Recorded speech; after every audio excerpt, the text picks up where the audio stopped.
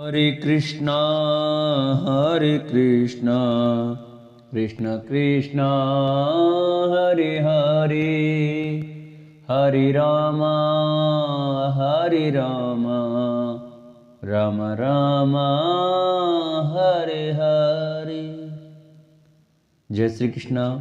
नमस्कार दोस्तों, स्वागत है आप सभी का मेरे YouTube चैनल आर के भक्ति ज्ञान में। भक्तों, आज की वीडियो में हम आपको हरिवंश महापुराण के 37वें अध्याय की कथा सुनाएंगे, जिसमें कि जरासंध की सेना का वर्णन, उसका सेना को पर्वत पर आक्रमण करने की आज्ञा देना, दमघोष की सम्मति से गौमंत पर्वत में आग लगाया जाना, पर्वत का जलना तथा बलराम और श्री कृष्ण का पर्वत से कूदकर राजाओं की सेनाओं में आ पहुंचना की कथा का वर्णन किया जाएगा। तो सभी भक्तजन हमारी हरिवंश महापुराण की कथा को अवश्य सुने, क्योंकि हरिवंश महापुराण की कथा सुनने मात्र से पुत्र रत्न की प्राप्ति होती है। जिन माताओं के अभी तक कोई पुत्र प्राप्त नहीं हुआ है, वो हमारी हरिवंश महापुराण की कथा को अगर प्रथम अध्याय से और आखिरी अध्याय तक सुनती हैं तो उनके यहाँ पुत्र रत्न की प्राप्ति अवश्य होती है। तो आइए भक्तों,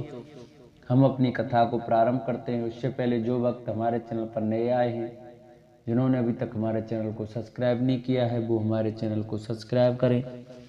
वीडियो अच्छी लगी हो तो वीडियो को लाइक करें और कमेंट में राधे राधे जय श्री कृष्ण अवश्य लिखें। तो आइए भक्तों, कथा को प्रारंभ करते हैं। नारायणं नमस्कृत्य नरं चैव नरोत्तमं देवीं सरस्वतीं व्यासं ततो जय मुदीरये। बोलो बाल कृष्ण लाल की जय। वैशंपायन जी कहते हैं, जन्मे जय। तदंतर समस्त राजाओं का राजा महातेजस्वी जरासंध वहां आ पहुंचा। उसके पीछे अपने अपनी सेनाओं के साथ दूसरे भी बहुत से नरेश थे। कई अस्त्र शस्त्रों के ज्ञाता पुरुषों द्वारा भली भांति सिखाए गए विशाल एवं प्रचंड बलशाली अश्वों से युक्त रथ युद्धोपयोगी सामग्रियों से संपन्न होकर आगे बढ़ रहे थे, और रथों की गति कहीं भी अवरुद्ध नहीं होती थी। कहीं बहुसंख्यक हाथी चल रहे थे, जिन्हें सोने की जंजीरों से कसा गया था। उनके दोनों पार्श्व में बड़े बड़े घंटे लटक रहे थे। वे सभी हाथी मेघों की घटा के समान जान पड़ते थे। उनके ऊपर अच्छे महावत बैठे थे तथा रणगर्वित कुशल योद्धाओं द्वारा उन्हें सुसज्जित किया गया था। कई घुड़सवार योद्धा घोड़ों पर अच्छी तरह से सवार थे। उनके भी घोड़े वायु के समान वेगशाली थे और उछलते कूदते हुए आगे बढ़ते समय आकाश में उड़ते हुए पक्षियों के समान प्रतीत होते थे। बलवानों में श्रेष्ठ पैदल सैनिक भी ढाल और तलवार लिए प्रचंड रूप धारण करके आगे बढ़ते थे। वे हजार हजार की टोलियों में एक साथ चलते और कैंचुल से छूटे हुए सर्पों के समान उछलते थे। इस प्रकार मंडराते हुए बादलों के समान चतुरंगनी सेनाएं साथ लेकर वीर व्रत को धारण करने वाला बलवान राजा जरासंध युद्ध के लिए आगे बढ़ रहा था। वह राजा पहियों के गरगर घोष से युक्त रथों, चिंगाड़ते हुए मतवाले हाथियों, हिननाते हुए घोड़ों तथा गरजते हुए पैदल सैनिकों द्वारा संपूर्ण दिशाओं एवं समस्त पर्वतीय कंदराओं को प्रतिध्वनित करता हुआ सेना के साथ समुद्र के समान दिखाई देता था। भूमिपालों की वह सेना हष्टपुष्ट योद्धाओं से परिपूर्ण थी। गर्जने और ताल ठोकने की गंभीर ध्वनि से गर्जित हुई मेघों की घटा के समान प्रतीत होती थी। वायु के समान तीव्र गति से चलने वाले रथों, काले मेघों के समान प्रतीत होने वाले हाथियों, श्वेत बादलों के समान घोड़ों तथा कवच आदि से सुसज्जित पैदल योद्धाओं से मिश्रित हुई वह सेना सब ओर से सुशोभित हो रही थी।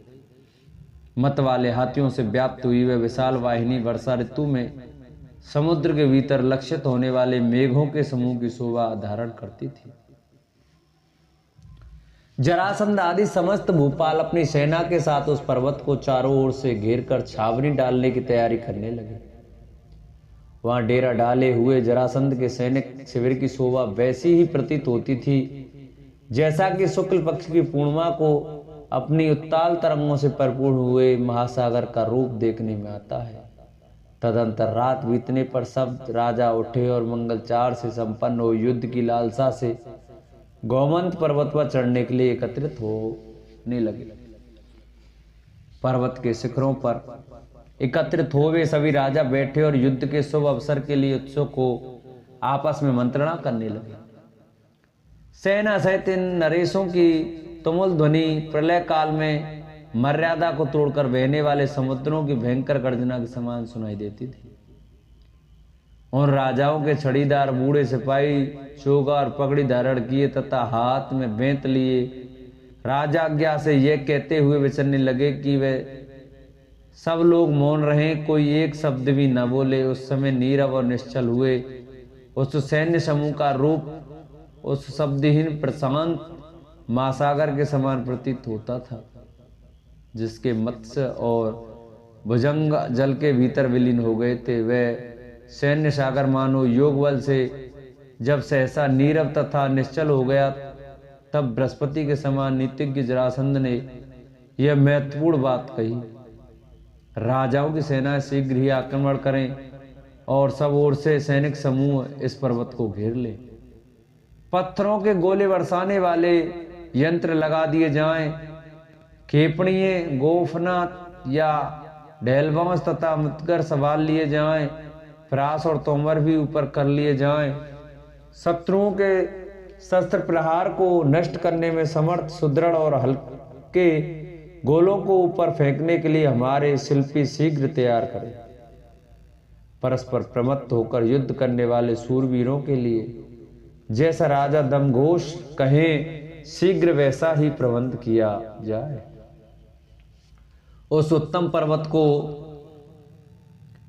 टंक समूह और खनित्रों से खोदकर विदीर्ण कर डाला जाए।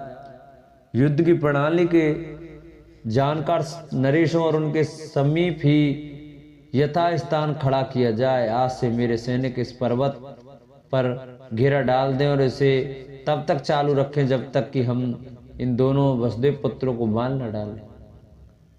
शिलाओं से ही उत्पन्न हुआ अथवा शिलाओं का उत्पादक यह पर्वत स्वयं तो अचल है ही, इस पर रहने वाले पक्षियों को भी सायकों द्वारा अचल हिलने डुलने या उड़ने में समर्थ कर दिया जाए।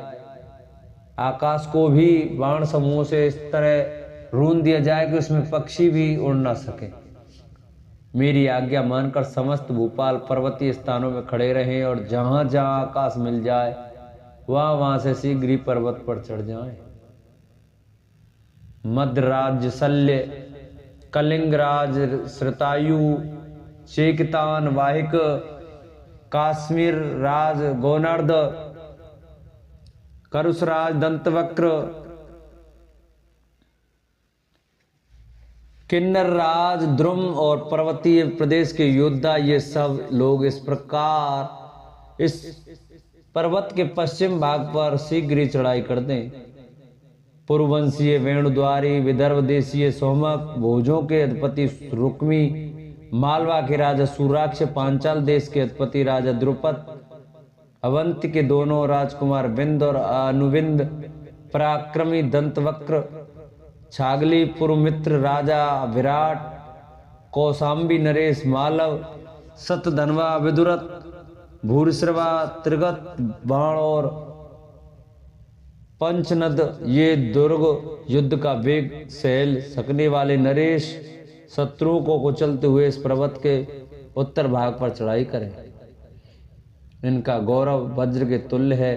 शकुनी पुत्र उलूक, अंशुमान के पुत्र वीर एकलव्य, दृढ़ाश्व, क्षत्र धर्मा, जयद्रथ, उत्मोजा, साल्व, केरल राज, कैसिक, विदिशा के राजा वामदेव और पराक्रमी सुकेतु, इन सब के अधीन इस पर्वत का पूर्व भाग सौंप दिया जाए। ये लोग जैसे वायु बादलों को छिन्न भिन्न कर देती है, उसी प्रकार शत्रुओं को विदीर्ण करते हुए उन पर धावा बोल दें। मैं दरद तथा पराक्रमी चेदिराज दमघोष कवच आदि से सुसज्जित होकर इस पर्वत के दक्षिण भाग को विदीर्ण कर डालेंगे। इस प्रकार हमारी सेनाओं द्वारा चारों ओर से गिरा हुआ यह पर्वत शीघ्र ही मानो इस पर वज्र का आघात हो रहा हो, इस तरह घोर भय प्राप्त करे। गदाधारी वीर गदाओं से परिघ चलाने वाले परिघों से तथा अन्य वीर नाना प्रकार के दूसरे अस्त्र शस्त्रों से इस श्रेष्ठ पर्वत के टुकड़े टुकड़े कर डाले। विषम एवं ऊंची शिलाओं से युक्त इस भूधर को आप सभी भोपाल मिलकर आज ही भूमि के समान समतल कर डाले। जरासंध की बात सुनकर समस्त राजाओं ने मगधराज की आज्ञा से गोमंत पर्वत को चारों ओर से घेर लिया। ठीक उसी तरह जैसे समुद्र पृथ्वी को घेरे हुए है, उस समय देवताओं के राजा इंद्र के समान चेदवासियों के अधिपति राजा दमघोष ने जरासंध से कहा, राजन, यह पर्वतों में श्रेष्ठ गोमंत दुर्गम पर्वत है, इस पर युद्ध करने से आपको क्या लाभ होगा? इसके शिखर पर ऊंचे ऊंचे वृक्ष और कांटेरे हैं, अतः इस पर चढ़ना बहुत कठिन काम है। मेरी तो राय है बहुत से काठ और घास फूस जुटाकर इस पर्वत को चारों ओर से घेर दिया जाए और अभी इसमें आग लगा दी जाए। इसी कार्य में शीघ्रता करनी चाहिए, दूसरे किसी प्रयत्न से कुछ होने जाने वाला नहीं है, क्योंकि क्षत्रिय लोग सुकुमार होते हैं, ये रणभूमि में बाणों द्वारा ही युद्ध कर सकते हैं। पर्वत पर चढ़ना इनके लिए अत्यंत कठिन है। इस समय इन्हें दुर्गम पर्वत पर चढ़कर वहां के पैदल योद्धाओं के साथ युद्ध करने में काम पर नियुक्त किया है, जो इनके लिए दुष्कर है। तात केवल घेरा डालने से या ऊपर चढ़ जाने से देवता भी इस पर्वत का मर्दन नहीं कर सकते। राजाओं, दुर्ग युद्ध में रोध युद्ध घेरा डालने के द्वारा जो लड़ाई का क्रम चालू किया जाता है वह श्रेयस्कर होता है, क्योंकि दुर्ग की खाद्य सामग्री समाप्त होने पर वहां के निवासियों का पतन अवश्यंभावी है, परंतु यहाँ पर्वत निवासियों के लिए खाने पीने की सामग्री सदा सुलभ है। अन्य जल और लकड़ी की कमी हो जाए तभी पर्वतवासी योद्धाओं को धराशायी किया जा सकता है। हमारी संख्या बहुत है और विपक्षों की कम, ऐसा सोचना भी निपुण नीति का परिचायक नहीं है। ये दोनों यदुवंशी भी युद्ध के लिए तैयार खड़े हैं, अतः इनकी अवहेलना नहीं करनी चाहिए। इनके पूरे पूरे बल का ज्ञान किसी को नहीं है। ये दोनों देवताओं के समान तेजस्वी सुने जाते हैं। अपने कर्मों से तो ये अमर जान पड़ते हैं, क्योंकि बाल्यावस्था में ही ये अत्यंत बलशाली हैं। यदुकुल के इन श्रेष्ठ पुरुषों ने इस जगत में बड़े बड़े दुष्कर कर्म किए हैं, अतः सूखे काठों और तिनकों से आवेशित करके इस उत्तम पर्वत में हम सब ओर से आग लगा देंगे। इससे अचेत होकर वे दोनों भस्म हो जाएंगे। यदि आग से जलते हुए वे दोनों हमारे पास से निकलेंगे तो हम सब लोग मिलकर उन्हें मार गिराएंगे। इस तरह उन दोनों को अपने जीवन से हाथ धोना पड़ेगा। राजाओं के हित की बात बताने वाले चिदराज ने जो बात वहां कही वह सेना सहित समस्त राजाओं को अच्छी लगी। तदंतर उन्होंने काठ, कबाड़, घास फूस और सूखी डाल वाले वृक्ष लाकर उनके द्वारा उस गिरिराज गोमंत में आग लगा दी। उस समय आग की ज्वालाओं से गिरा हुआ वह पर्वत सूर्य की किरणों से आवृत मेघ के समान प्रतीत होता था। इसके बाद शीघ्रता पूर्वक पैर बढ़ाते हुए राजाओं ने वहां जैसा हवा का रुख था उसके अनुसार तुरंत ही पर्वत के चारों ओर वह आग फैला दी। वायु से प्रज्वलित हुई आग वहां सब ओर से ऊपर को उठने लगी और धूम युक्त ज्वालामालाओं की प्रवाह से आकाश की शोभा सी बढ़ाने लगी। सूखे काठों के ढेर में जिसकी जड़ थे वह आग वायु के सहारे से बढ़कर कमनीय वृक्षों वाले शोभा संपन्न गोमंत पर्वत को चारों ओर से दग्ध करने लगी। उस आग से दग्ध होता हुआ गिरिराज गोमंत बड़ी बड़ी शिलाएं छोड़ने लगा। अग्नि के ताप से चटक कर प्रस्तर खंड टूट कर गिरने लगे। वे सैकड़ों शिलाएं 100 टूक होकर गिरते समय बड़ी बड़ी उल्काओं के समान दिखाई देती थी। लपटों से ऊपर को उठती हुई वे आग उस पर्वतराज को सब ओर से प्रभाव द्वारा विधिपूर्वक लिपटी सी प्रतीत होती थी। ठीक उसी तरह जैसे सूर्यदेव अपनी किरणों द्वारा मेघों को अनुलिप्त कर देते हैं, पकती हुई धातुओं, जलते हुए वृक्षों तथा घबराए हुए हिंसक जंतुओं से युक्त वह पर्वतराज ऐसा जान पड़ता था मानो व्यथा से पीड़ित होकर रो रहा हो।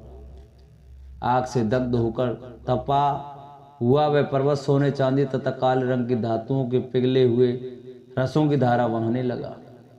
यद्यपि अग्नि से उसका सारा अंग उद्वासित हो उठा था, तो भी उसके ऊपरी भाग में धुएं का अंधकार छा रहा था, इसलिए उस पर्वत की अधिक शोभा नहीं हो रही थी। वह समुद्र में डूबते हुए मेघ के समान जान पड़ता था। उसके प्रस्तर समूह अलग होकर गिर रहे थे, उसके कड़े अंगारों की वर्षा हो रही थी। उस समय आग उगलने के कारण वह पर्वत उल्काओं की वर्षा करने वाले मेघ के समान प्रतीत होता था। उसके झरनों के स्रोत सूख गए, मध्य भाग में धुआं फैल गया। उस अवस्था में वह पर्वत प्रलयाग्नि से दग्ध होकर भस्म हुआ सा जान पड़ता था। उसके पार्श्व भागों से घबराए हुए सर्प निकलने लगे, उनके आधे शरीर जल गए थे, उनकी आंखों से क्रूरता टपक रही थी तथा वे अपने फैले हुए मस्तकों को फनों से फुंकार मार रहे थे। आगे से झुलसे हुए सिंह और व्याघ्र वैसे उद्विग्न हो बार बार उछलकर आकाश से नीचे मुंह किए गिरते और आर्तनाद करते थे। वहां के वृक्ष दग्ध होने के कारण अपने भीतर के रस को पानी के रूप में बहाने लगे। ऊपर को उठने वाली वायु भस्म और अंगारों से अत्यंत पिंगल वर्ण की होकर बहने लगी और आकाश में धूम की छाया घुमड़ कर घिरी हुई मेघों के घटा के समान दिखाई देने लगी। पक्षी और हिंसक जंतु भी उसे छोड़कर भाग रहे थे। वह महान शिखर वाला पर्वत अधिक आग बढ़ जाने के कारण व्याकुल सा हो उठा था।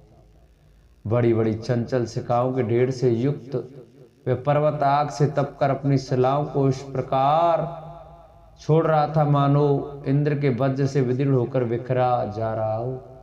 उस पर्वतराज में आग लगाकर व्यू के आकार में सुसज्जित होकर खड़े हुए क्षत्रिय उस प्रचंड पावक से संतप्त हो आधा कोस पीछे हट गए। वह पर्वतों में श्रेष्ठ गोमंत नष्ट होते हुए मान वृक्षों के साथ जब इस प्रकार दग्ध होने लगा, धूम भार से उसकी ओर देखना असंभव हो गया और उसका मूल भाग शीतल होने लगा।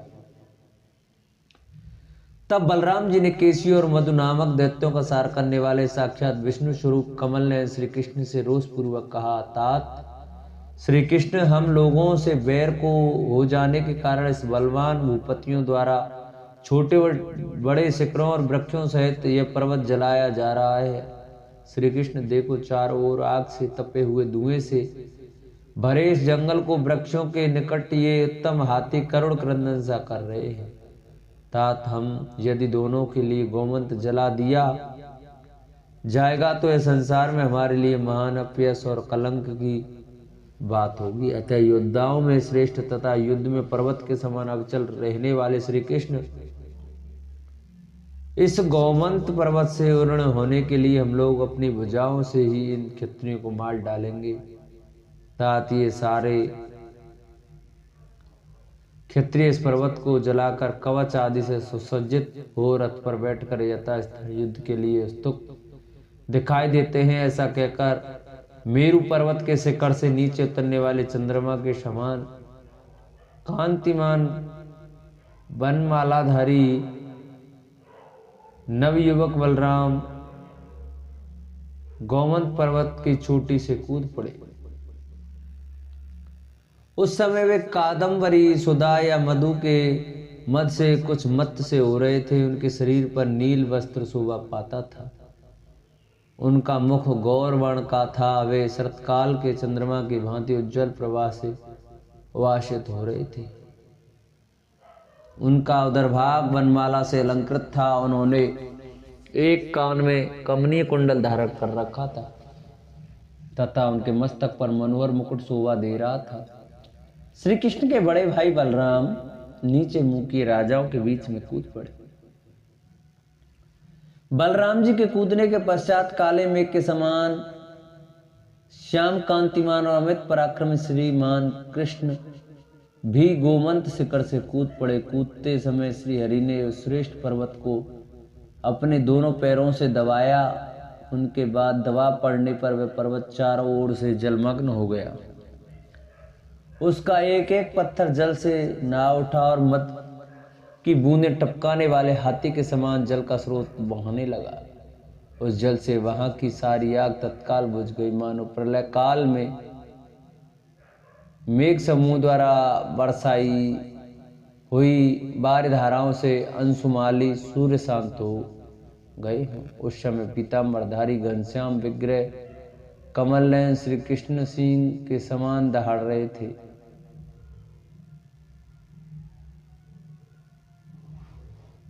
उनके मस्तक पर दिव्य किरीट शोभा पा रहा था और मुख बड़ा ही सौम्य दिखाई देता था। उनके बक के स्थल पर श्री वत्स का चिन्ह सुशोभित था। मुख बहुत ही सुंदर था और अंगों की कांति देवराज इंद्र के समान प्रकाशित हो रही थी। बलराम जी के बाद पराक्रमी श्री कृष्ण भी वहीं राजाओं के बीच में कूद पड़े। उन दोनों भाइयों के कूदने से उनके चरणों का दबाव पाकर वे पर्वत जल के स्तोत्र बहाने लगा था, जो उस भयानक अग्नि को बुझाने में सहायक था। पर्वत से जल के स्तोत्र निकलते देखकर राजाओं के मन में भय सा मा गया।